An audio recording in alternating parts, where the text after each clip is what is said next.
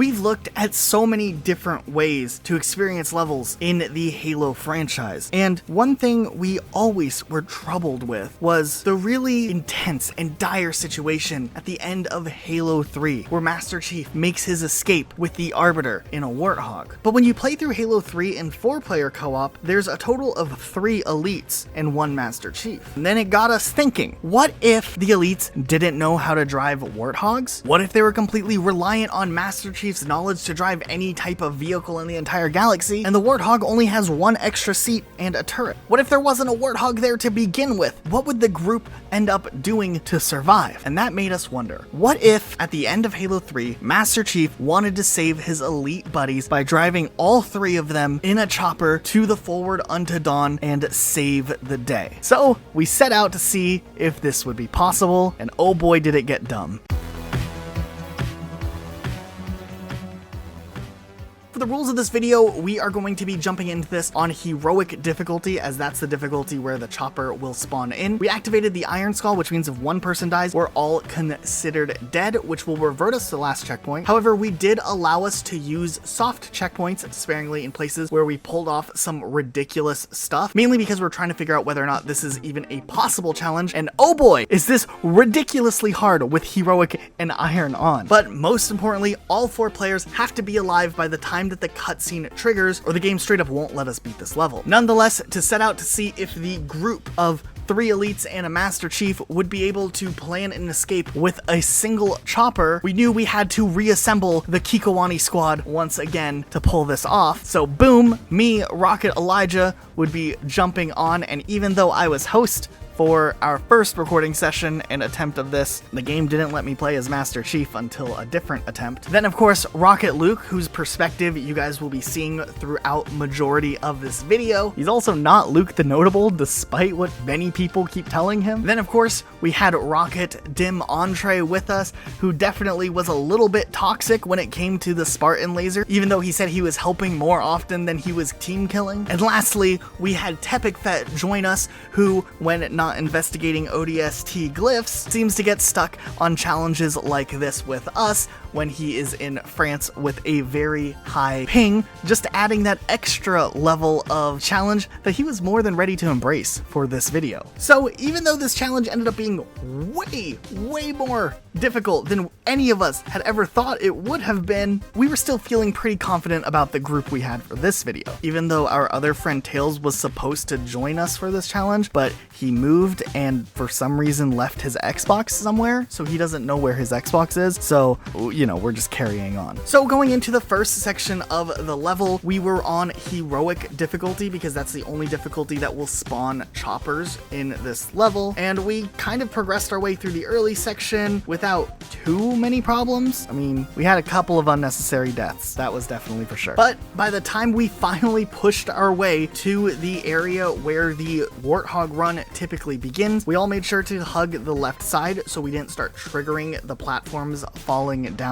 while we walked our way over to the chopper. Right away, we ran into our first set of common problems that we would typically run into when we were navigating that first little strip leading to the main platform before we would get our first checkpoint, really kicking off the Warthog run. And in the process of trying to navigate through the first little section of this Warthog run, we started to realize some very common issues that would really up the challenge of this run. First of all, when there's 3 people trying to balance on top of a chopper, falling off is actually really easy. Sometimes the game will have you perfectly standing firmly on top of the chopper, things are going well, but for some reason, one of the other elites won't be as firm and will kind of bounce a little bit and knock you off of the chopper. Other times, things will be going smoothly and all of a sudden, you're just not on the chopper anymore and you're on the ground, and since we all have to make it, it becomes this quick issue of, can we all jump back on the chopper fast enough to continue on before, you know, the whole map falls apart. That Iron Skull making it so no one gets left behind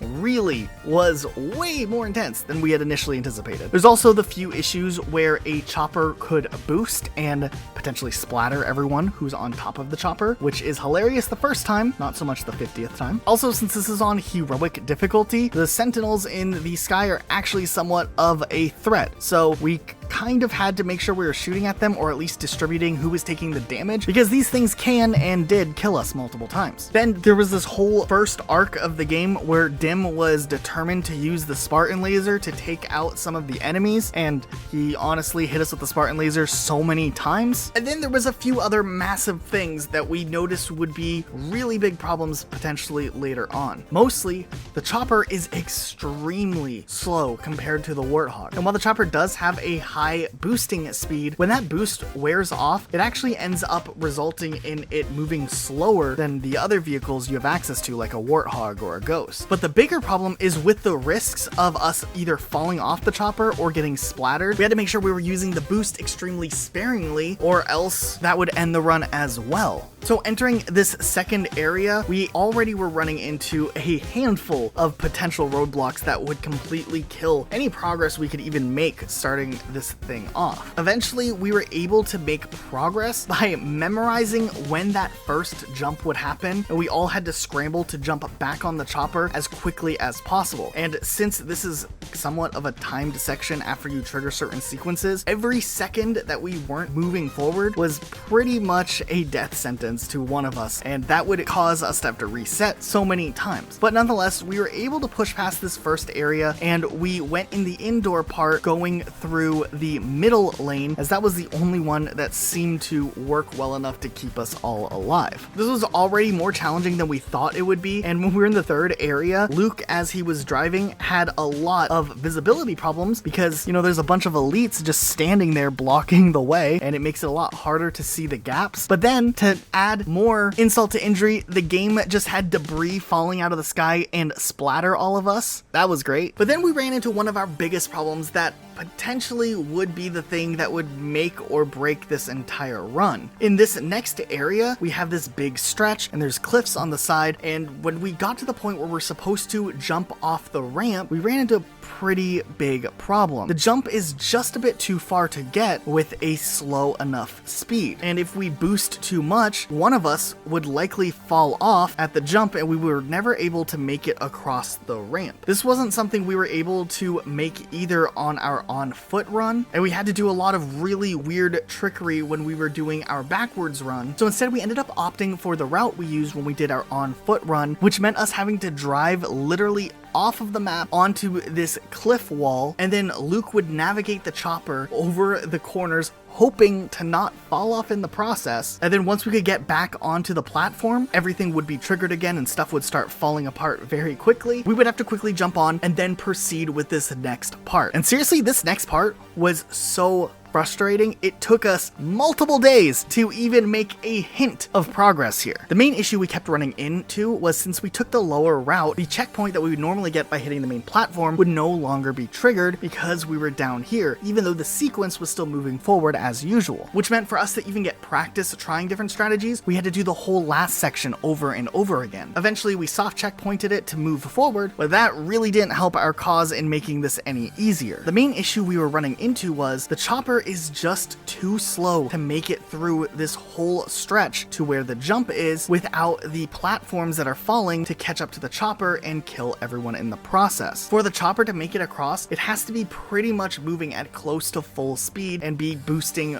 almost constantly the whole time. But the problem was, every time we would use the boost, a player would slip off, and then everyone had to try to regroup and get back on the chopper, and we would likely end up falling altogether. And then we had to deal with the fact that even going off of the ramp and boosting to land on the next platform would likely result in two things happening: a player falling off while mid-air, or maybe we'd all land on the other side, and that would be great, but with the speed that the map decays, there wasn't a very high likelihood we would be able to regroup and get on the chopper again and continue on. And then the fact that we already were having so many problems at any little jump, just getting the chopper to make it, we knew that the likelihood of us making it at that final ramp was probably not going to happen, if we could even get that far to begin with. We were feeling pretty discouraged, but nonetheless, we were still kind of happy with how far we managed to get, especially since we were able to navigate around that cliff, which was a really abstract idea, but it still got us as far as it it managed to, and we were able to coordinate over time, so we were falling off less often, and Dim wasn't hitting us with the Spartan laser as often. It was discouraging, but we weren't ready to give up just yet. We actually came up with a strategy similar to some experiences we had when we were doing this on foot, where if the driver of the chopper would drop off all of the elites over by this side ramp, they could quickly jump up on the side and not have to worry about the platforms falling beneath them. Then the chopper driver would drive the chopper to the end of the platform, boosting as frequently as needed, and instead of launching off and continuing forward, they would then cut across to the left and land on this little section of rocks and wait for the other players to catch up while all the platforms fell. And since the other players are up on these side platforms, they didn't have to worry about falling off the map. They just had to worry about some other things that were equally as challenging. Besides just jumping platform to platform and not sliding off in the process, which would then, with the Iron Skull, cause everyone to have to revert to last checkpoint. Once everyone made it all the way to the end, and I was now the Master Chief waiting with the chopper on the platform, as I had experience driving over there before, we needed all 3 players to make a series of jumps together to make their way up the wall and get over to where I was at. And this is where Operation Buddy Jump was a go. While I waited over on the platforms, the elite bros would make their way to the end of the platform, and essentially they all had to buddy jump with each other on top to an upper platform over here. Then one player would have to help the others get up onto this super narrow platform that they can't even see, and then from there, there's the way that the players could each one by one individually jump forward and land on the rock platform where I was waiting with the chopper. However, the last player who buddy jumped the other 2 players would then have to land a theoretical grenade jump up to this platform that they can't even see, and then make that final jump, which is a much bigger leap than it looks like, to land over by the chopper. This was harder in practice than planning, but nonetheless, finally, after hours and days of doing this challenge, one by one, everyone figured it out and learned what they needed to do to clear this part. So while we all had spent so many days and weeks dreaming and imagining a world where Master Chief could save his elite buddies in a chopper, maybe now it was becoming a reality, but we still had some big things ahead of us. Nonetheless, once everyone made it, we had this last stretch, and it would then become a whole new challenge. So starting things off in this final leg, we would have to move very quickly, because not only is this the longest stretch we would have to go to make it to the final jump, we needed to allow us as much time as possible to make sure that we were coordinating and communicating what we thought was the best option for moving forward. We also were going to be faced with this big predicament where at the very end, during that final jump in the chopper, we know from other achievements like Vidmaster Annual, if one player dies before the cutscene triggers, it will take all the players back to last checkpoint, even if the cutscene does in fact trigger, which means that by the time the driver of the chopper, and in this case me, hits that cutscene, everyone has to be alive. But also, in the time it takes to fly across the air, every single platform in that final ramp will be completely gone, which means if one player falls off the chopper before the big jump, the thing is completely scuffed. We're gonna need to launch ourselves off of that ramp with every player on the chopper getting just enough air to have enough hang time to trigger the cutscene without a death, but also not too much air or speed that would result in a splatter by the chopper. So we moved forward, and essentially I got everyone on top of the chopper. We boosted from the platform to the main platform, and it kind of spread everyone out, and we had to quickly get everyone back on the chopper to move forward quickly. But this last area was nuts. We had to watch out for falling debris that would crush us, and honestly, this last section was a culmination of everything we had learned so far. We had to make sure we had good callouts. We had to pick the right routes. We had to make sure we were distributing the damage from sentinel beams the best way possible. We were going at a slow but steady pace, and we were managing well enough. But when we got to the section where we were at the final ramp, we were moving down, and I was trying to feather the booster to get enough speed going downhill so everyone could get enough jump and forward momentum to trigger the cutscene, and we failed miserably. We just didn't have enough speed, the chopper was too slow, and it didn't work. This was kind of upsetting because we had managed to make that run so cleanly in our first few tries, but we weren't fully discouraged yet. But we did understand the significance of needing to have enough height and speed to trigger the cutscene before anyone died. And since you can't actually complete this without a vehicle, unless you have multiple gravity hammers from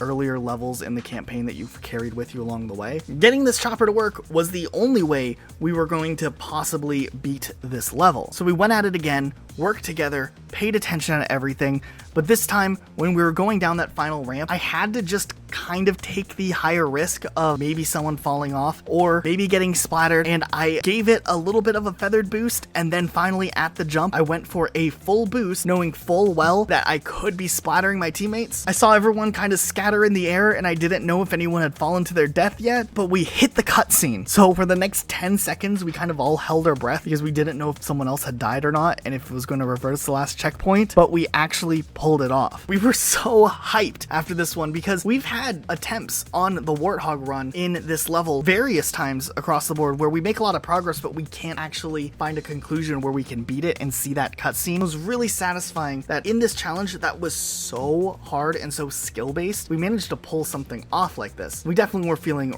really proud of ourselves. Huge shout out to our patrons who have been supporting us on Patreon for a while now. We really appreciate your support, and if you guys want to go the extra mile, help us make videos more regularly and more frequently and more thought out, if you want to check out our Patreon, there's a link in the description down below. But hey, if you guys like this video, make sure you guys subscribe with notifications on for more videos like this so you actually get notified whenever we actually put out content. And make sure to check out our live streams at twitch.tv/RocketSlothYT. We stream there twice a week, sometimes even more. Sometimes even less.